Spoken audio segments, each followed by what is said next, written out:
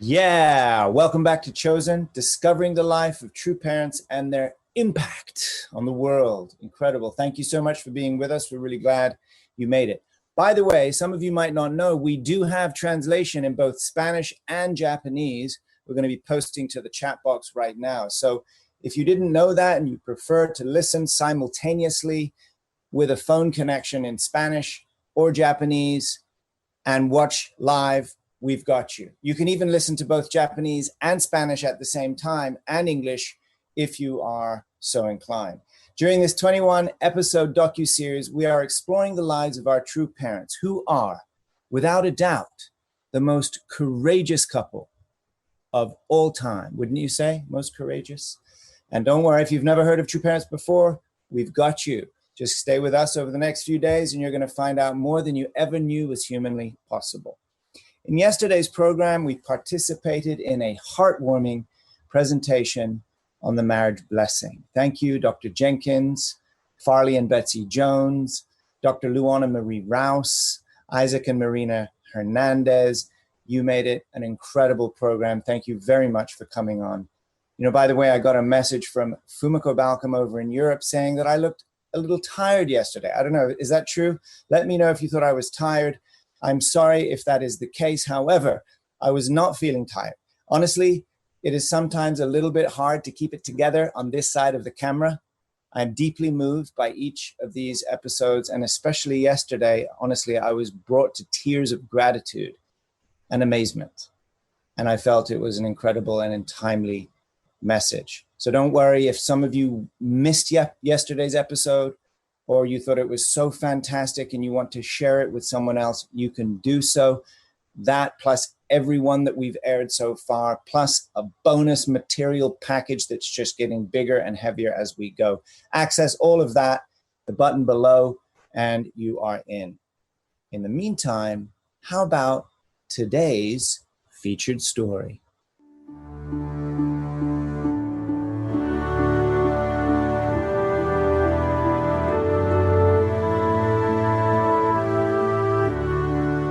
You may recall the story that Father told when he came to the United States and walked around New York City for the first time.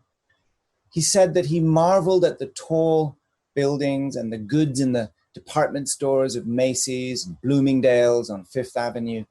But he said to his eyes, it looked and felt hollow and empty. That's because God was not there. God had not been invited into the daily lives of people. It was as if God had been shut out.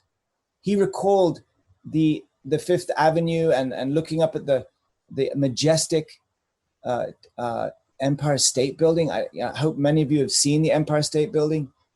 It's a beautiful building. It's the symbol of New York. It would seem to be the symbol of America's wealth and prominence. But as he looked at this building, his tears started to flow, began streaming, uncontrollably driven by the palpable, utter loneliness of how God would have felt. So he's connecting to how God feels, looking at all this greatness, and yet where is God in it? Father knew that America was being destroyed from the inside out. Even Christianity itself was not enough to stop the downward slide of this great nation and its great people. And Father understood why true parents came to America. I came, he said, as a doctor and a firefighter for America and the world. Tonight, we're going to look again at some of those early years, those early footprints of true parents here in America. Moments ago, we met with Dr. Neil Salonen, who was the president of the Unification Church from 1972 to 1980.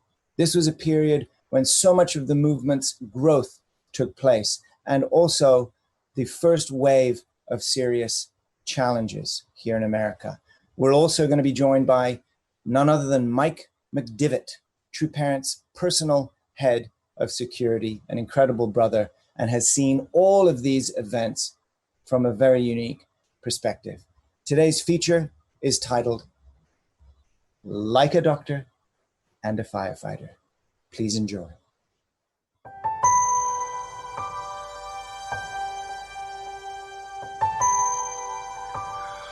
I joined the group in 1967 in Washington, D.C. It was a very small group at that time. We lived in a house, there may be about 20 people there, maybe plus or minus. And there were only 4 or 5 other centers in the country. Very fortunately, the leader of our center was Dr. Yolen Kim, who had been one of the early disciples and one of the most distinguished early disciples of True Parents. So at that time, they had visited the US in 1965, and they didn't come back until 1969. But in those 2 years of preparation, every night at dinner, every opportunity that we had, we would hear stories of what things were like in the early days, what Father thought, what he did, what he was trying to accomplish, who he was. True Father was the person I knew I could trust absolutely, and he was the only person I knew I could trust absolutely to be doing the things and guiding us in the direction that would bring about God's will. Almost every direction that I got from him came about quite casually. I was sitting in a church, and it was casually mentioned when we have a large group of people there that Farley Jones would be going on the IOWC, so I would stay and take care of headquarters. That was my official commission for the next 8 years. I never saw him as someone who was just giving a lot of orders and directions and trying to control things. I saw him as someone who was trying to be perfectly faithful to the things that God asked him to do and wanted us to do the same thing. They were more aware than any of us had been, and we became so under their teaching, that America was a unique country of the world, blessed by God with all of these riches, all of these people from all over the world, to be one representative nation who would then serve to help all the other nations of the world become one with God. He felt that we were blessed abundantly, not for ourselves, but for the sake of serving others. And he wanted us to make sure that everybody understood that. He was trying to, at least symbolically, fulfill America's responsibility, have our movement, the American movement, fulfill our responsibility to serve the other nations of the world. Really, the whole American government and society should have been working hard to solve the problems of people around the world. And to some extent, I'm sure they were. But this was an example, sending people out in order to lay the foundation for them to understand the kind of world that we would build, which was not a religious world, but a world where God was present in all activities. I joined the movement in November of 1972. Father had come to the United States at the end of 71, and then in the early 1972 had sort of taken personal control or directing the training of the state leaders. And so he was able to send out state leaders in all 50 states. He had done one speaking tour in early 72, but really was not well known yet. Now the Day of Hope tour succeeded that in 73 and 74, which went to all 50 states. So his name was getting out there in America. More people were getting to know him, but still not that known. So when Father focused on having this large event at Yankee Stadium, which was on the sort of in the wake of the Madison Square Garden campaign, which was in 74, his name was out there, and America knew who he was. And in the beginning, and the Day of Hope tour, going back to that, he was welcomed.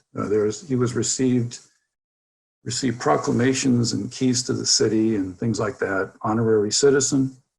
He was actually given the title of a Kentucky colonel in the speech in Kentucky. This was in the Day of Hope tour. So it was more of a positive thing, but as he started pushing to a higher level and had the rally in Madison Square Garden in 1974, then animosity started growing because people just didn't know. There were no other Koreans. We have to understand there were no other Koreans who were so prominently known, no Korean religious leaders at that time. He was the most widely known. And America at that time was a very confusing time because right after the Vietnam War. Nixon, what he did was not acceptable, but it wasn't just for that simple act. It was even on a much more broader sense that we as a country were meant to achieve certain things. And if we could forgive the people that led us in the wrong direction, if we could love and unite and do what America was meant to do, we could achieve great things. It was not a simple political attempt to excuse Richard Nixon. Not at all. And even some of our members had a lot of difficulty with understanding. It's interesting because fundamental to our teaching is that if we're in the able position, we have to be constantly forgiving people who are fairly unforgivable. And so we have to help them become forgivable so that we can forgive them. So we're doing all the work. We're helping them qualify for the forgiveness, and then we give it to them, and then they get the benefit.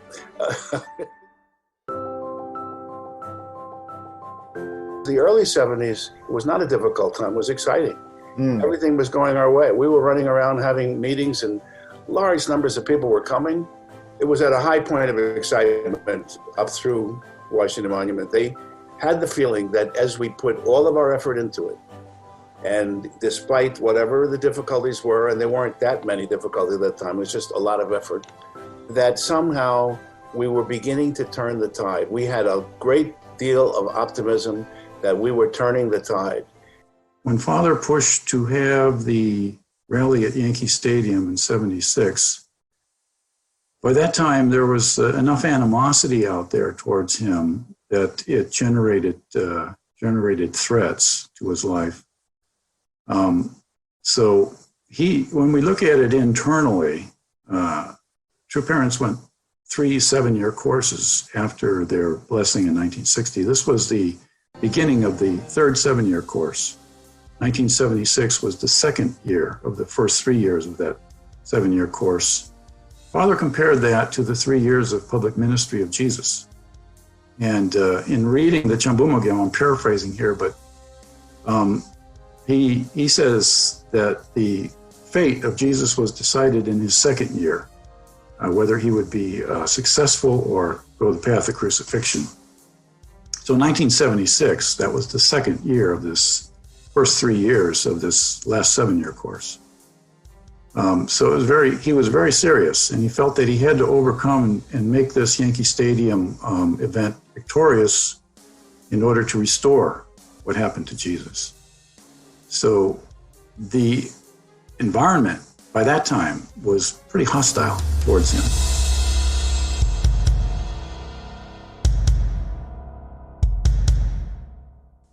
And in pursuing to have this event at the most famous outdoor arena, which was Yankee Stadium, it brought a lot of attention. He was like a lightning rod. So there were many threats that came.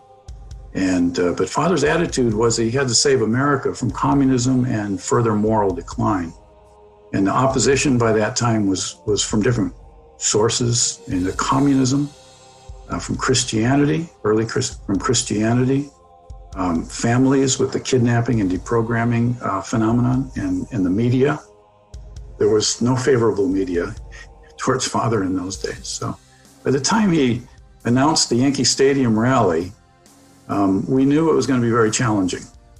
And in leading up to the rally, Father was here at East Garden, so he was able to really direct the rally, the preparations for the rally, for about 2 or 3 months. He was speaking at Belvedere every Sunday and various other meetings. So, and we had our members all over in the white jumpsuits with the logo on the back, cleaning up the city, and posters everywhere. Yeah, so by the time the rally came, it was a really serious moment. It was serious in an unusual way that compared to other things that we've experienced. So.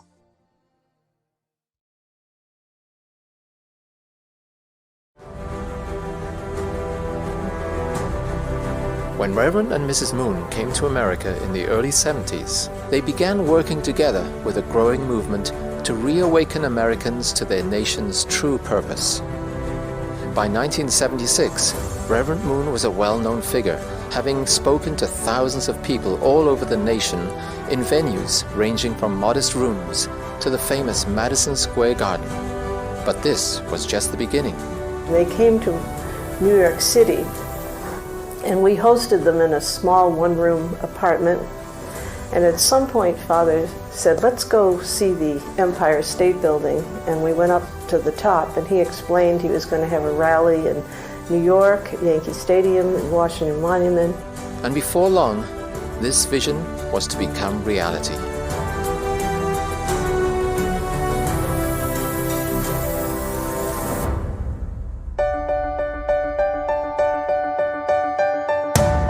The date was set. Reverend Moon would speak at the famous Yankee Stadium on June 1st, 1976, the year America celebrated its 200th birthday.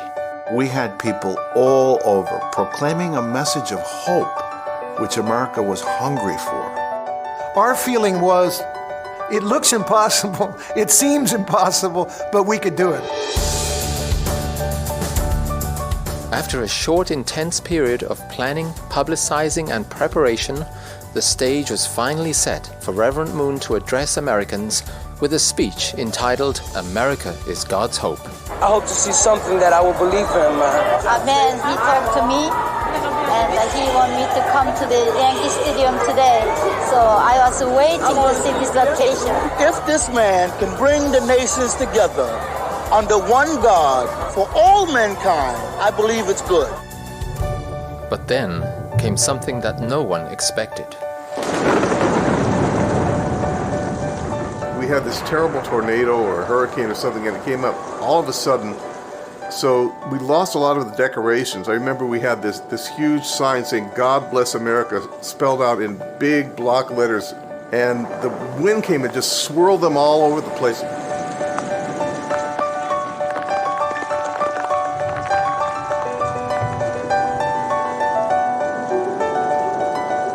And then the brothers and sisters started singing, You Are My Sunshine.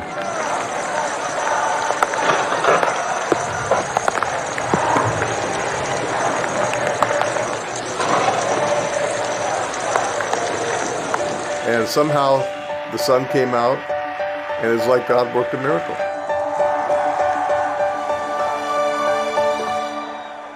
From today into forever, catch your breath and pass it on. Pass it on, you gotta love one another. Pass it on, the Lord has come.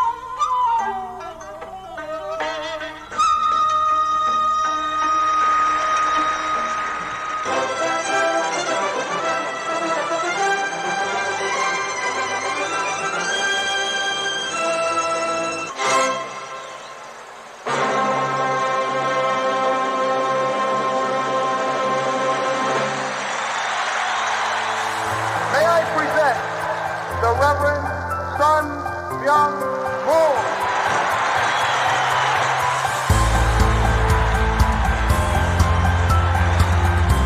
그러므로 미국은 세계에 붙어서요 정의의 가운데 특별히 기름부어 세우시고 육성하면서 짧은 200년간의 풍성한 축복을 주신 나라인 것을 분명히 알아야 합니다.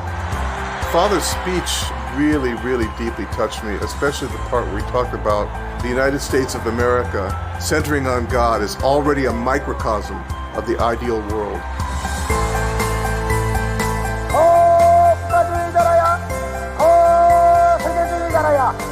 그리고 이러한 가정과 교회와 국가를 가진 것을 사랑으로 생각하는 나라야 인정한 미국이라 하겠습니다. 하나님의 노래는 흑인도 백인도 황인도 없습니다.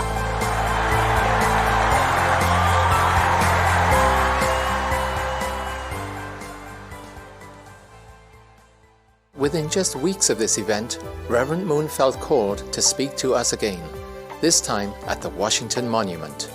And he wanted to do this within just 40 days. The Washington Monument is really the largest assembly place in America and the most symbolic. He was determined to gather at least 300,000 people. His view was that this might be his last chance to speak to those people. This might be their last chance to hear from him directly.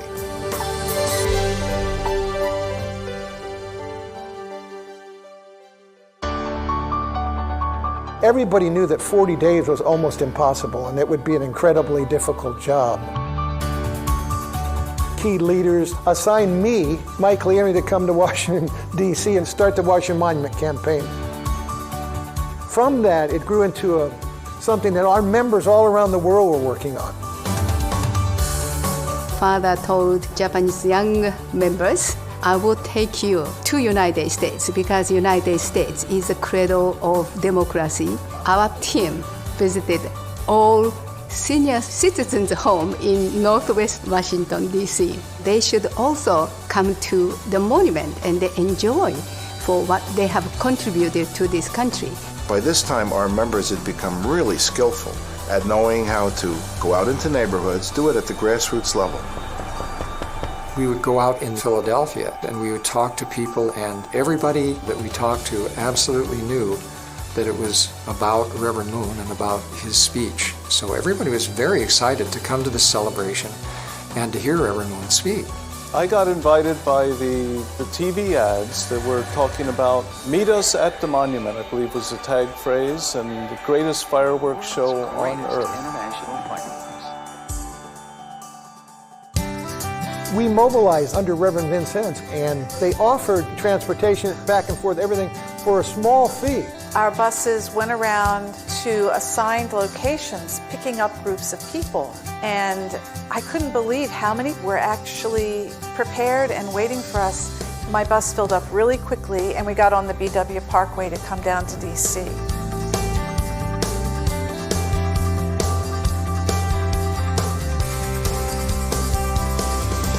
I had a viewpoint from the stage, and I saw the grounds filling up, and they got fuller and fuller, and as I looked out over the tops and the faces all looking up at the stage, and this sea of people, and I thought, we did it.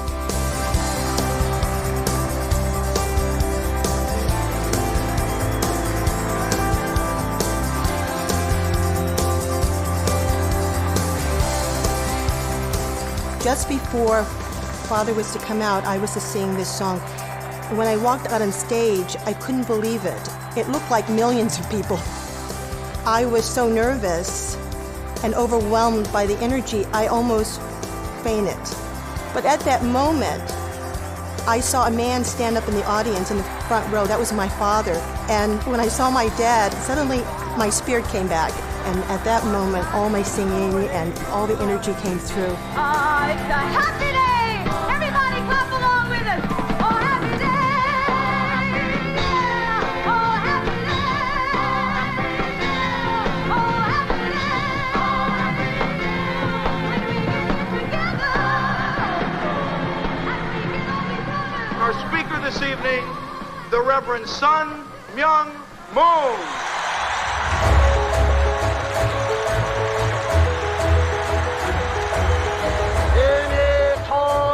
적으로 결성된 미국은 통일 세계의 모형이니 미국의 날이 센 하나님의 축복은 미국만을 위한 축복이 아니라 하나님이 다 같은 자녀로서의 전 세계 형제 자매들에게 나눠 주어야 할 축복인 것을 확실히 알고.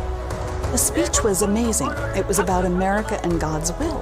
And he challenged the crowd. He started talking about building heaven and America as a prototype, as a place where religious unity existed, but also as a place where all people could come together. And he talked about taking the blessings that America had received and bringing those blessings to the entire world. 여러분의 시점에서 하나님은 애절하게 외치사나니 하나님께서 200년간 준비하신 미국은 크게 각성하고 하나님께서 분부하신 정찰대한 세계적 사명을 다하여야 할 것입니다.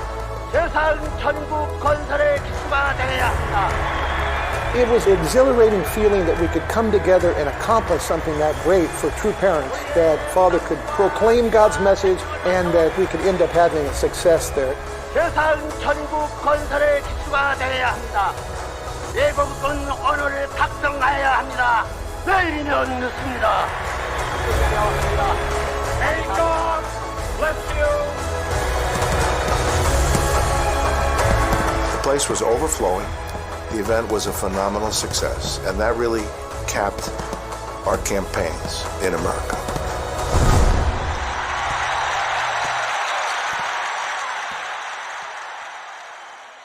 He was speaking from his heart, and he wasn't trying to persuade them to do something he wanted, but he was trying to share with them something that he knew we all needed to do. He was trying to help us find and achieve or realize our destiny as a country. Describe the energy around Father's persona. Father was high energy, as you know, and explosive, and none of us were ever good enough. None of us were ever able to achieve enough. And we knew that. We knew that before he said it. What fundamental change was Father hoping to effect in people? I think he would like them to have turned humbly to God and began a process of letting God teach them what they were supposed to be capable of doing or able to contribute.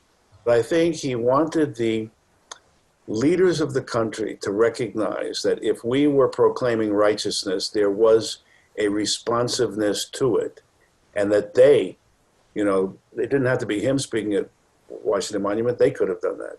It didn't have to be him at Yankee Stadium. They could have done that. Now, he never said it in those terms, but I think he was trying to show that if we did what we should do, there would be support for that. And they were trying to persuade the people who were in leadership positions that if they led in the right direction, there would be support. It was never about him. He wasn't trying, this I know for sure, he was not trying to say to other people, look what I can do. You know, you got to listen to me because look what I can do. That's not it. He's trying to say, look what God can do, you know, and I can help you achieve the same thing. Father said that the faith of our members allowed this victory, and he looked at the rain like a blessing. And that allowed the victory, the condition for victory at the Washington Monument, excuse me. And he only gave 40 days notice for the Washington Monument rally. It's not a lot of time to prepare. So on the foundation of that, in tremendous indemnity condition of the Yankee Stadium rally, the Washington Monument rally turned out to be a tremendous success. And there were no, the hostility was not there. There were no threats that I recall. We took standard precautions, but it set the stage for the Washington Monument rally. And that was more on the world level. And he declared the going to Moscow at that time. So I have one anecdote that I recall going to Washington for the rally September 18th, 1976. You may have heard that there were many buses from New York and Philadelphia, Delaware, and the Northeast, from churches and other groups going to the rally. On the way down to Washington from East Garden, in the car on the New Jersey Turnpike, we passed a lot of those buses. And Father still didn't know how big of a crowd was going to come and, you know, how the Washington Monument rally was going to turn out. But on the Turnpike, Interstate 95 to New Jersey Turnpike going down, we must have passed, I would say, about 100 buses, you know, and they had the logo for the event, the bicentennial event. So he started realizing that all these people are going to his event, So father and mother were getting happier and, hopeful, and he could sense on the way down to Washington that was going to be a tremendous victory. And as we know from history that it was, Washington Monument rally drew probably at least 300,000 people. And there was no hostility. It was a tremendous victory.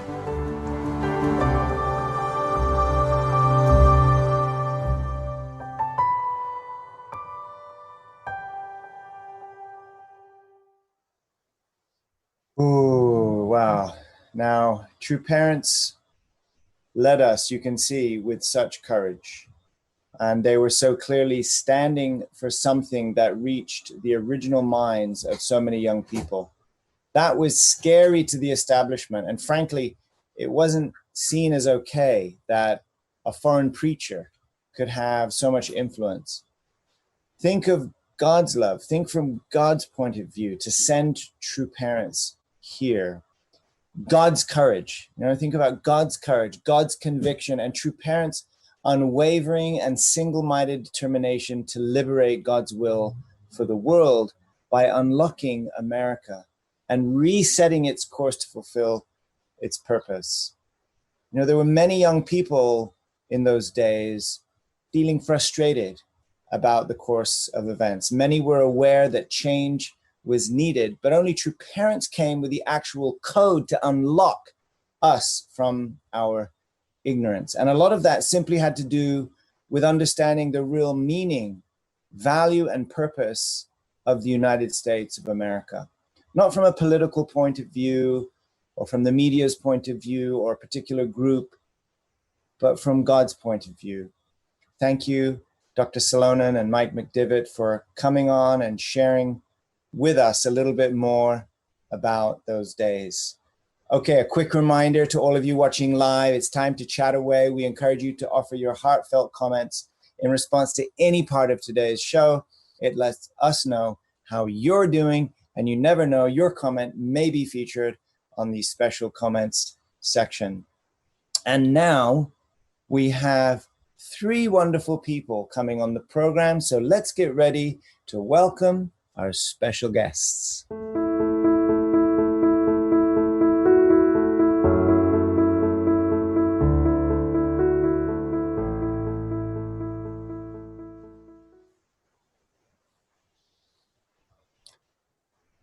All right, welcome to the show.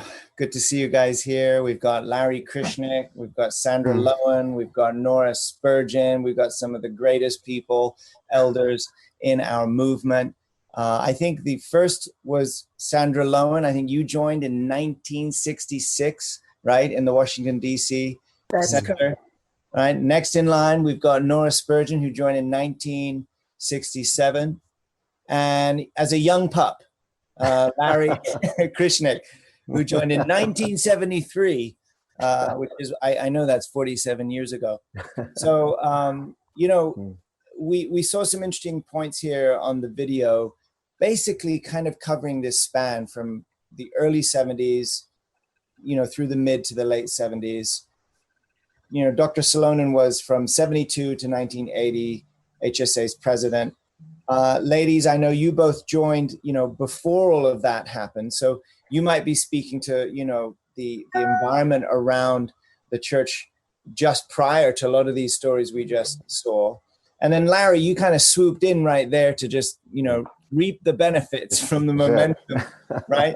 I want to start first with you, if I may, Sandra, as a member who joined super early, 1966. And I know that you had a lot of precious opportunities to share time with true parents that most of us can't imagine. Can you tell me what you learned most from true parents during those early conversations? Oh my goodness. After hearing the divine principle, one of my greatest hopes was to meet this person who had given us this incredible, incredible teaching that totally was changing all of our lives. There's always, though, that question of, is he really who they say that he is? I wanted to meet him and to know for sure. So we're all lined up at the Upshur House waiting for true parents to come in.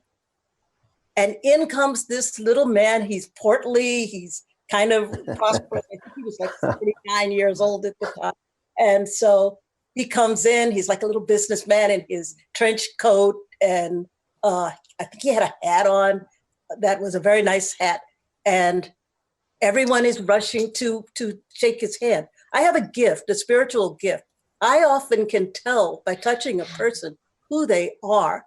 And I get a lot of things back from them. When I put out my hand and he took my hand in his, I was totally electrified.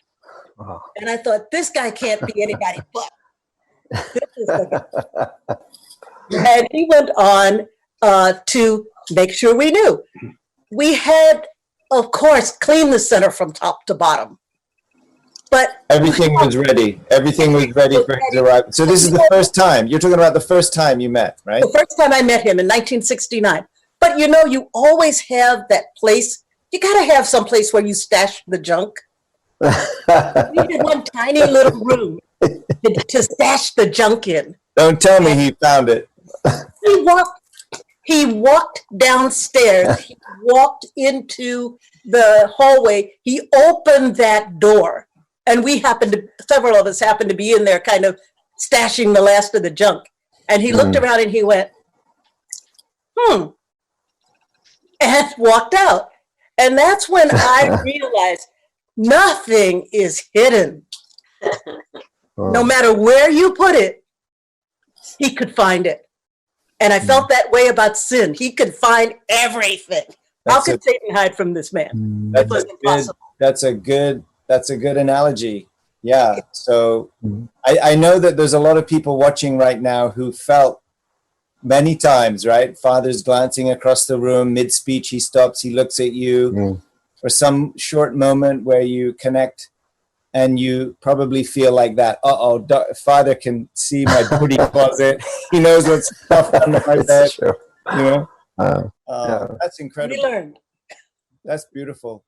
Well, yeah. Okay. What about Nora? Nora, I know that, Father was, of course, an incredible leader, incredible visionary.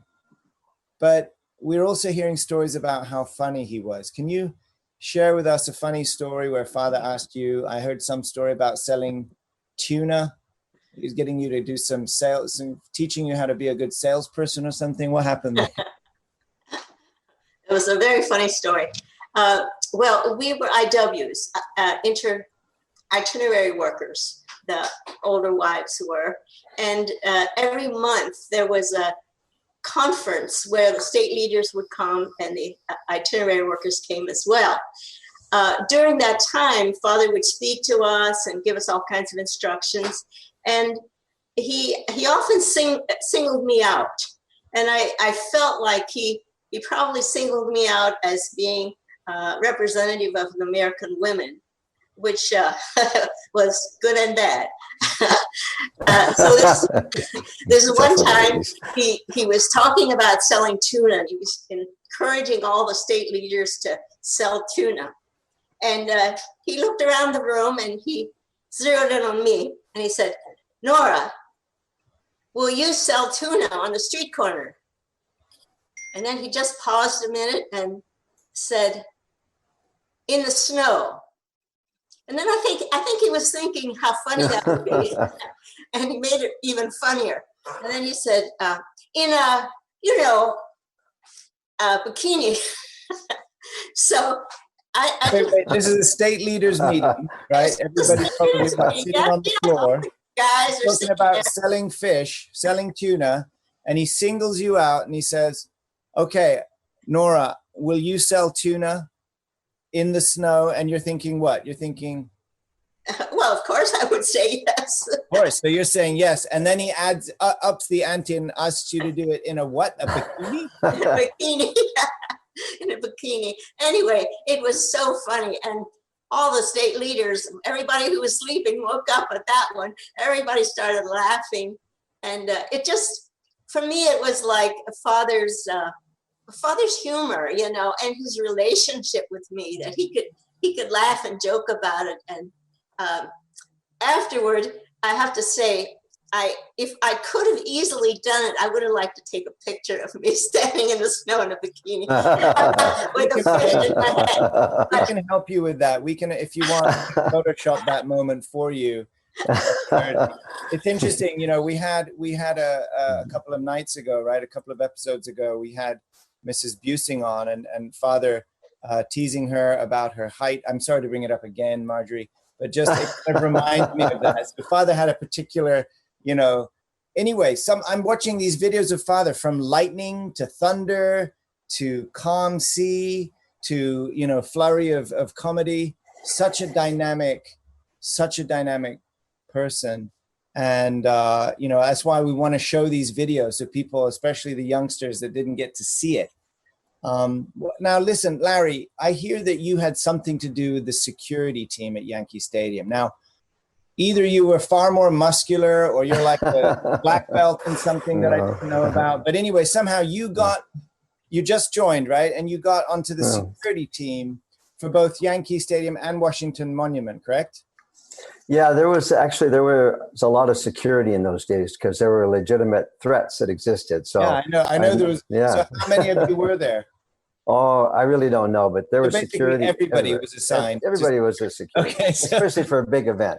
And so what was it like? Paint the picture. Like, for example, right? We just saw Mike McDivitt talking about Yankee Stadium. Right, yeah. The temperature's rising, right? The animosity's coming in. They're on the news. Right. Now the wind is blowing over. So what was it like just before setting up for the stadium for the rally? What did it feel like? Well, for me, inside the stadium, you saw this storm coming. And so there was a certain tension in the air already. You know, I already felt I was worried. I was concerned about it. I was up in the load section, and Reverend Wampil Kim was in front of me. She was right in front of me. That was my section. And then there were a lot of kids from the neighborhood in the stadium that were running around, just kind of going crazy. You don't see that, you know, down on the floor of the stadium in the front. But that was going on, and so I'm a worrier. At least I used to be a worrier. A warrior? I'm concerned about all this. A warrior who worries. And then when that tornado or whatever hit, I mean, everybody had the same reaction. It was just like shock. You couldn't believe it. That image of the sister weeping down there, you know, I think that captured the hearts of so many people, because we knew the investment that brothers and sisters had made for months preparing for Yankee Stadium. And so, you know, then they started singing "You Are My Sunshine." And honestly speaking, my mind was, how could they be singing now? Excuse me for being so faithless. I thought, oh my gosh, what's going on? I said, what do I do? Am I going to sing or not? And then I watched, well, there's Wampil Kim, see what he does. You are my sunshine. So I started singing along with Wampil Kim, and then the sun came out, and then it happened. Father spoke, and he came out stronger than ever. Now, do you know who started the song? I heard there's a few stories out there. I heard Reverend Sudo, but I don't know if that's true. Tom McDivitt. It's Tom McDivitt. Tom McDivitt? Tom.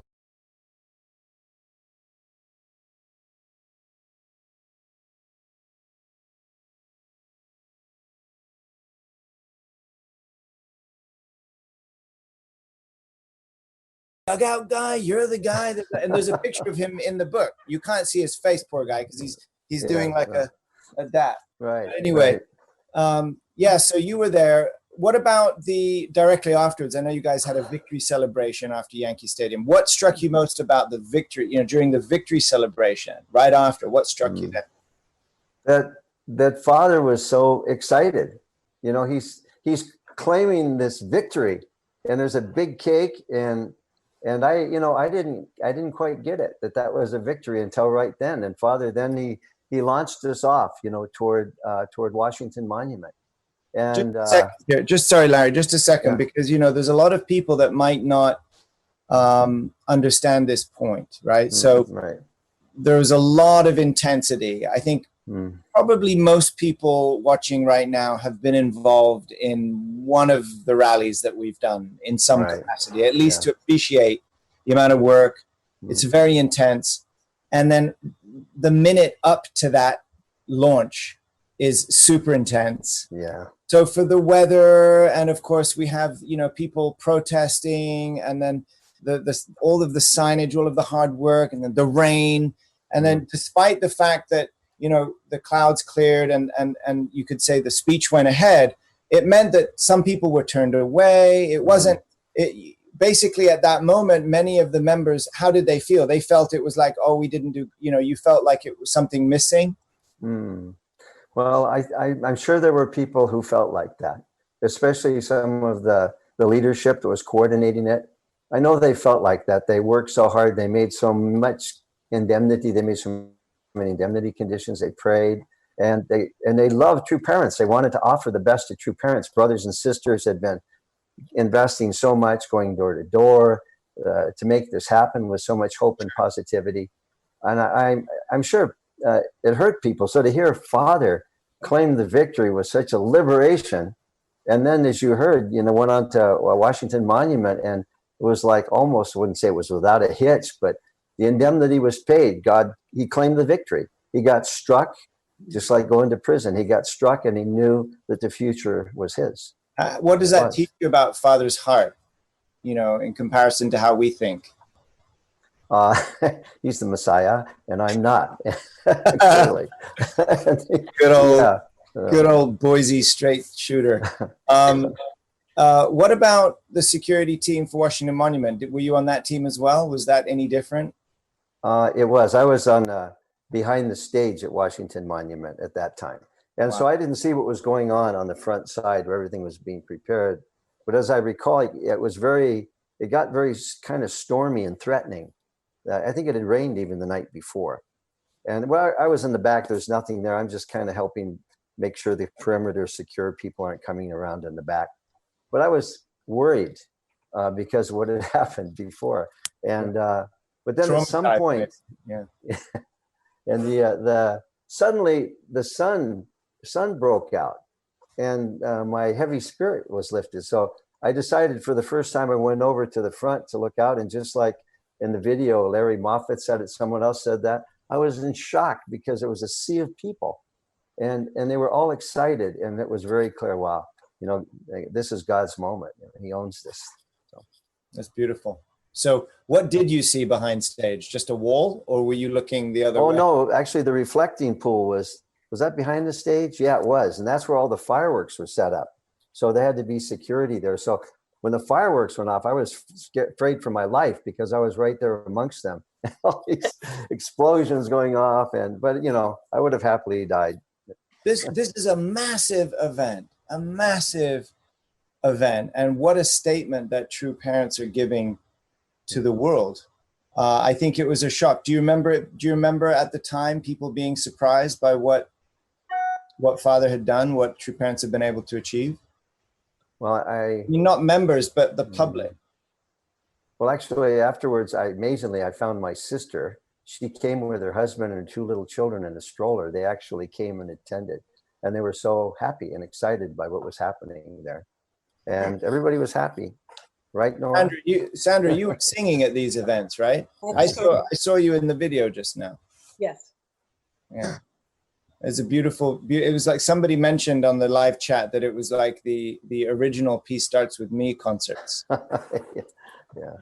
Sandra, I know that you had an opportunity to cook for True Parents. Now, again, going back to these early years, there must have been certain protocols, right?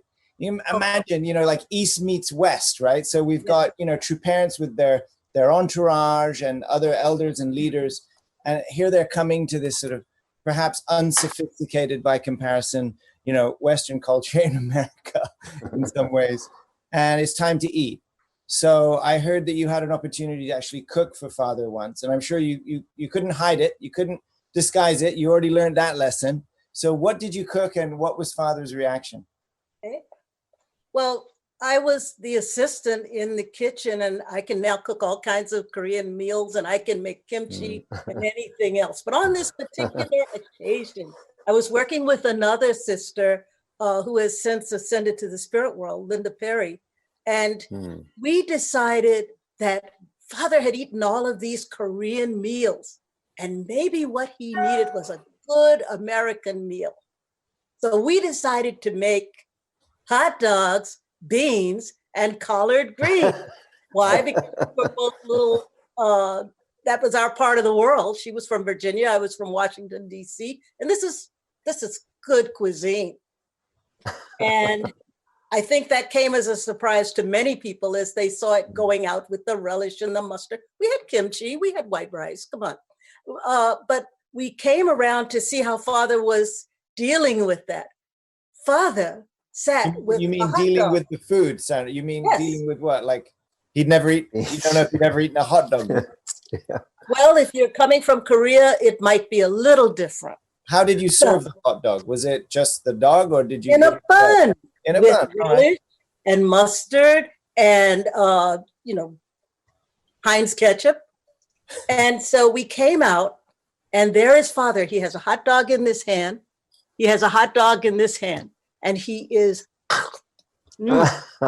really eating and enjoying this cuisine. It was just wonderful for him.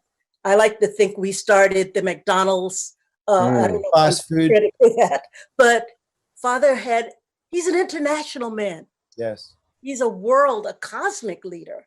Yes. So maybe kimchi was not enough. He enjoyed this greatly. And that was just one side of his cosmopolitan nature.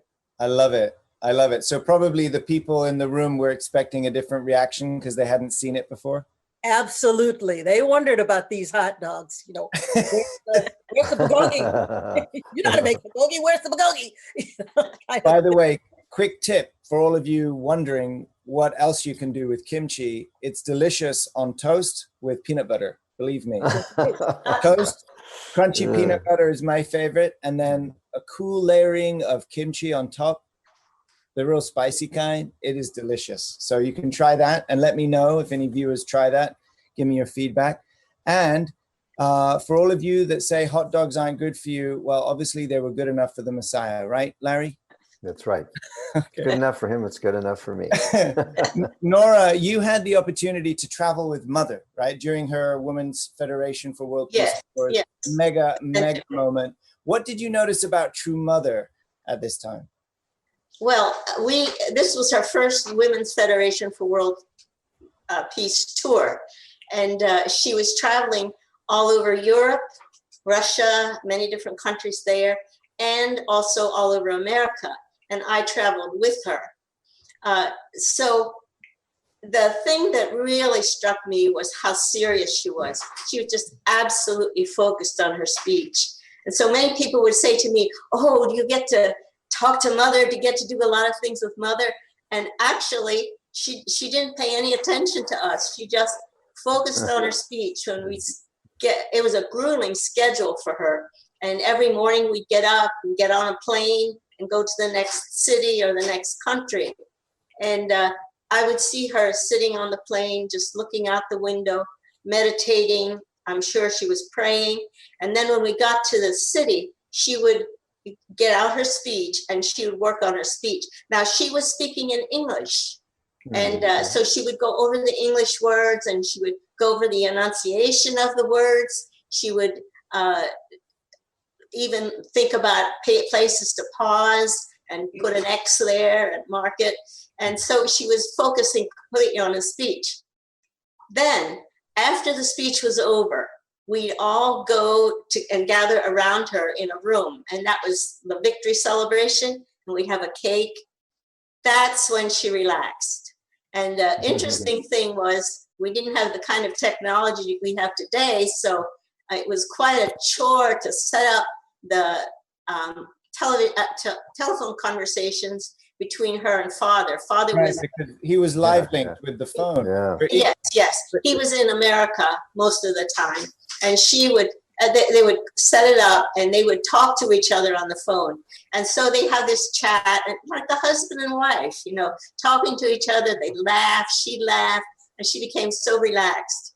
And then they'd bring out the victory cake, and I'm quite sure Father had a victory cake on the other side too. And they would share eating this cake in unison. And so they would make these eating sounds, chomp, chomp, chomp, and eat the cake and laugh. And then afterward, Mother would talk to us. But it was a beautiful thing to see. It was a very precious memory for me to remember them and their relationship with each other. Real. I would just say one other thing. One city, Father came to, it was in Europe. I'm not sure which city it was. He came to visit her. And when he walked in the door, she was there, and they just rushed to each other and embrace. And it was such a beautiful thing to see them just rush to each other and embrace. So, you know, they had so much time that was apart and so much time really focusing on the mission. But when they focused on each other, it was really beautiful. Beautiful, beautiful. Thank you. That's another nugget. Larry, maybe just a final wrap up to this season in the Providence, right? This is the 70s. You were a young man and you joined this movement. But what did it mean to you, given the environment, the climate of that time? What did you see that was unique, that True Parents were offering the world, what True Parents were asking the young people to rise up and do that was significantly different from any other bandwagon that one could have got on at the time? Well, what True Parents offered, what I got, was hope. Prior to that, I was a little older those days, almost 25. I'd already been in the military for 4 years. I'd been in school, and I'd seen all these different things people are doing. There's so many organizations and so many gurus and Christians and such. But I could see that they weren't going to go very far. Somehow I understood fallen nature. I didn't have it on a diagram, but I could see this is a good idea. Start a commune, go to a South American country, but it's not going to work because people are not honest, they're not true to each other, whatever. So I was a little hopeless. I couldn't see where there was anything good going on. So when I heard the divine principle, it was interesting. It was taught to me by Mrs. Salonen, who was an IW like you were, Mrs. Spurgeon, in Boise, Idaho. I had it was like a revelation.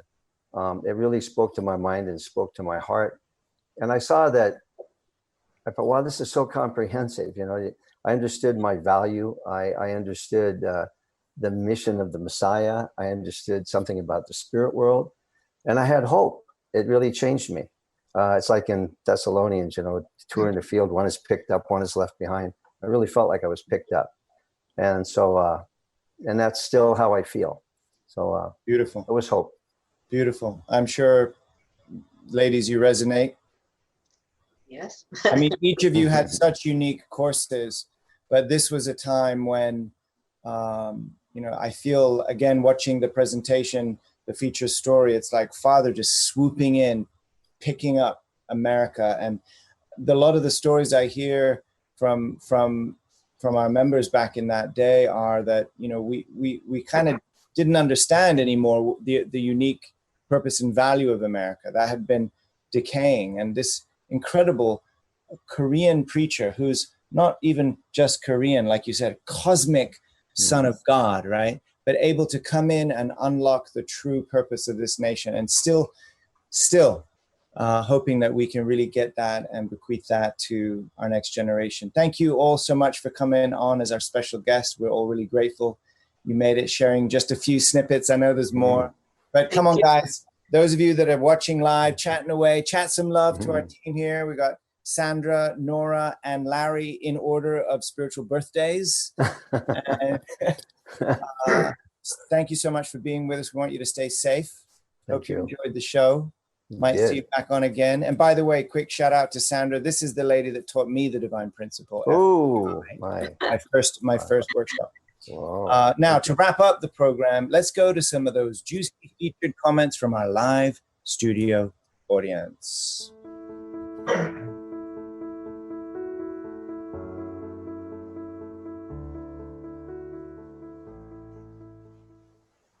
All right, let's go to Takuya. I was nowhere near being born at the time of the event, but it really feels as if I were there right now. It's so amazing how God works. My tears aren't stopping. There you go.